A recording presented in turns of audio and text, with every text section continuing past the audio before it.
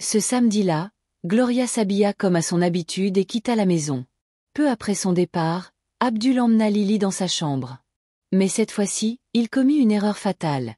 Il oublia de verrouiller la porte à clé, comme il le faisait d'ordinaire. Gloria revint discrètement environ 30 minutes après son départ. Elle entra silencieusement dans la maison, avançant prudemment vers la chambre d'Abdul. Lorsqu'elle ouvrit la porte, elle reçut le plus grand choc de sa vie. Sous l'effet de la stupeur, elle faillit s'effondrer. Ce qu'elle vit dépassait tout ce qu'elle aurait pu imaginer. L'histoire avait commencé bien différemment.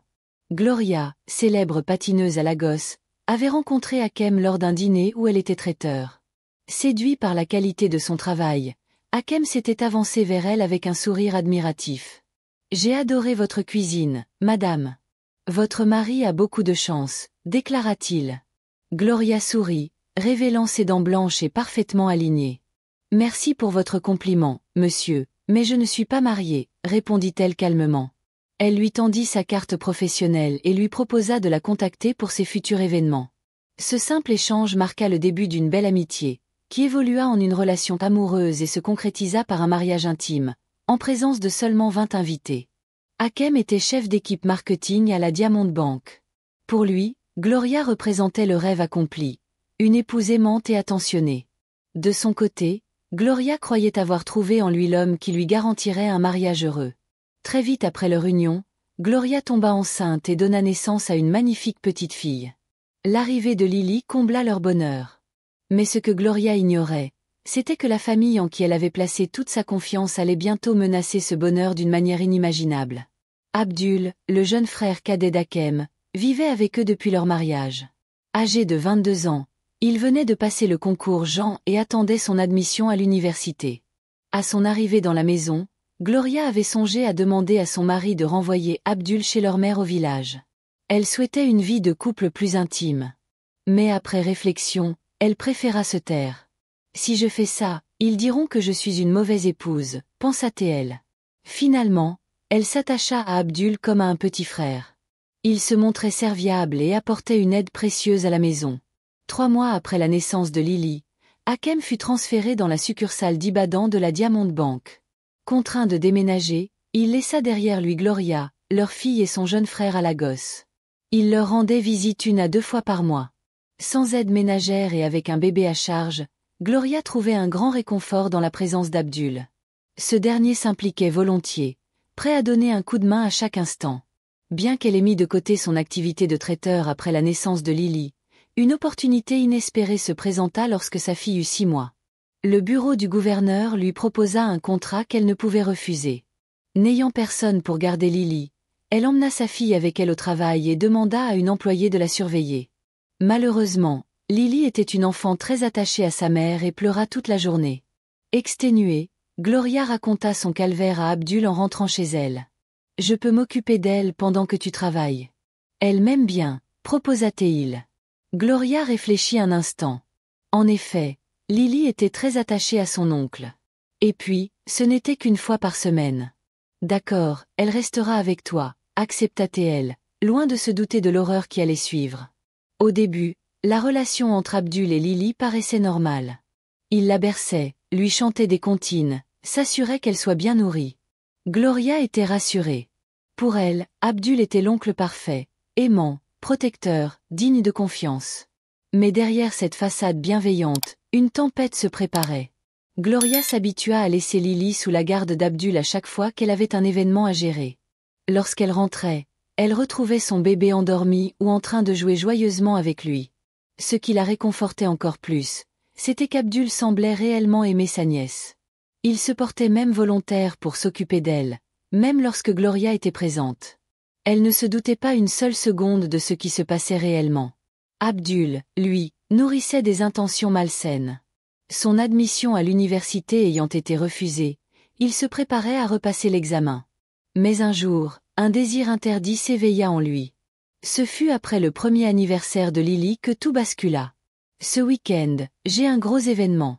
Lily sera avec toi comme d'habitude, informa Gloria. « Bien sûr.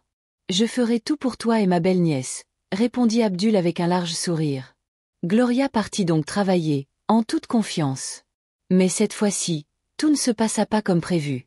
Dès que Gloria fut hors de vue, Abdul verrouilla la porte à clé et emmena Lily dans le salon. Ce qu'il lui fit ce jour-là était indicible. La petite, innocente, ne comprenait rien à ce qui lui arrivait. Après l'acte, elle se mit à pleurer. Mais Abdul, lui, se sentait bien. Ce fut le début d'une horrible routine.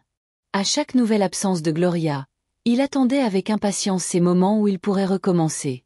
Pour s'assurer que l'enfant cède sans résistance, il la privait de nourriture avant de la contraindre à accomplir ses désirs immondes. Une fois son objectif atteint, il la nourrissait enfin et la berçait jusqu'à ce qu'elle s'endorme. Petit à petit, Gloria remarqua des changements dans le comportement de sa fille. Lily pleurait de plus en plus souvent lorsqu'elle était avec Abdul. Chaque fois que sa mère quittait la maison, elle éclatait en sanglots. Mais Gloria, aveuglée par la confiance qu'elle accordait à Abdul, ignorait ces signes. Une nuit, elle se réveilla en sursaut, le cœur battant à tout rompre. Elle venait de faire un rêve étrange. Dans ce rêve, Lily lui criait dessus, tentant désespérément de lui dire quelque chose d'incompréhensible. Le lendemain, elle observa attentivement sa fille, mais ne remarqua rien d'anormal. Puis, quelques jours plus tard, Lily tomba malade. Au début, ce n'était qu'une légère fièvre. Mais rapidement, son état s'aggrava. Inquiète, Gloria appela son mari. « Amène-la immédiatement à l'hôpital. »« Je rentre dès que possible », lui ordonna Hakem, alors en déplacement au Ghana. Gloria s'exécuta. À l'hôpital, une série d'analyses fut menée. Les premiers résultats ne révélèrent rien d'inquiétant. Mais lorsqu'un test d'urine fut effectué, le médecin fronça les sourcils en lisant les résultats. Il invita Gloria dans son bureau et lui annonça avec gravité. « Votre fille a contracté la chlamydia. C'est une infection sexuellement transmissible. » Gloria ouvrit de grands yeux. « Ce n'est pas possible, docteur. Personne ne touche ma fille. » protesta-t-elle. Mais le médecin continua. « Heureusement, c'est une maladie traitable. Nous allons lui administrer des médicaments. » Gloria était bouleversée. Comment Lily avait-elle pu contracter une telle maladie? Elle fixa sa fille endormie sur le lit d'hôpital, son esprit en proie au doute. Elle avait une confiance aveugle en Abdul, au point de refuser l'idée qu'il puisse être impliqué. « Il doit y avoir une erreur quelque part », murmura-t-elle pour se rassurer. Mais un sentiment d'angoisse persistait. Décidée à en avoir le cœur net, Gloria entreprit sa propre enquête. Après la sortie de l'hôpital, elle mentit à Abdul, lui faisant croire qu'elle avait un événement à gérer le week-end suivant. « Lily sera avec toi comme d'habitude », annonça-t-elle. Abdul, inconscient du piège, afficha un sourire satisfait. « Pas de souci. Je vais bien m'occuper d'elle », répondit-il avec enthousiasme. Le samedi matin, Gloria s'habilla comme si elle partait travailler et quitta la maison. Mais une trentaine de minutes plus tard, elle revint discrètement. L'atmosphère était étrangement silencieuse. Elle avançait avec prudence, cherchant Abdul dans les salons, mais il n'y était pas. Son cœur battait à tout rompre lorsqu'elle atteignit la porte de sa chambre. D'un geste rapide, elle l'ouvrit. Ce qu'elle vit lui coupa le souffle. Lily, terrorisée, se mit immédiatement à pleurer en voyant sa mère. Gloria poussa un hurlement déchirant. Abdul sursauta et tenta de balbutier des explications, mais il était déjà trop tard. Pris en flagrant délit, il savait qu'aucune excuse ne pourrait le sauver. Folle de rage, Gloria se précipita vers lui, protégeant son bébé du monstre en qui elle avait autrefois placé sa confiance. Hakem, qui était rentré du Ghana pour le week-end, arriva quelques instants plus tard. Lorsqu'il aperçut sa femme en larmes, tenant leur fille tremblante dans ses bras, il comprit immédiatement que quelque chose de grave s'était produit.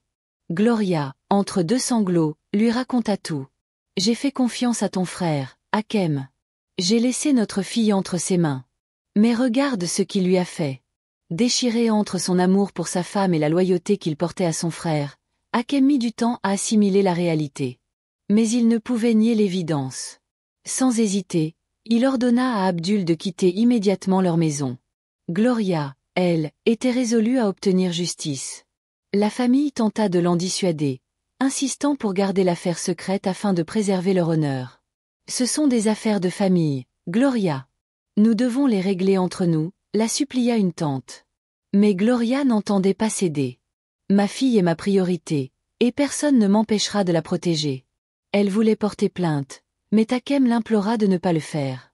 Je sais que ce qu'il a fait est impardonnable, mais s'il te plaît, laisse-moi gérer cela autrement. Gérer autrement? Hakem, il a détruit notre fille. Comment peux-tu me demander de garder le silence? Je l'ai chassé, et il ne reviendra jamais. Pardon, Gloria. Faisons en sorte que cette histoire reste entre nous, pour le bien de notre famille. Gloria éclata en sanglots. J'ai été une mère négligente. Mon bébé m'a donné des signes, mais je n'ai rien vu. Mon instinct m'a prévenu, mais je l'ai ignoré. Hakem l'a pris dans ses bras, murmurant des excuses. Nous allons surmonter cette épreuve ensemble, Gloria. Ils décidèrent alors de consulter un thérapeute afin d'aider Lily à guérir du traumatisme. Peu après, Hakem fit venir Gloria et leur fille vivre avec lui à Ibadan, mettant en location leur maison de Lagos. Ils s'efforcèrent de reconstruire leur famille, tirant des leçons de cette terrible épreuve. Chère mère, tes enfants sont ton plus grand trésor. Leur sécurité doit être ta priorité absolue. Dans un monde où la confiance est souvent trahie, sois vigilante sur les personnes à qui tu les confies. Souviens-toi, ceux en qui tu places le plus d'espoir peuvent parfois être ceux qui leur causent le plus de tort. Ne sous-estime jamais les signes, écoute toujours ton instinct. Apprends à tes enfants à s'exprimer, à reconnaître leurs émotions et à dire non lorsque quelque chose semble anormal. Ton amour, ton attention et ta vigilance peuvent les préserver du pire. Ne ferme jamais les yeux. Protège leur innocence de toutes tes forces. Dites-moi dans les commentaires, pensez-vous qu'Abdul aurait dû être condamné? Merci d'avoir regardé. N'oubliez pas de liker et de vous abonner à ma chaîne. À bientôt.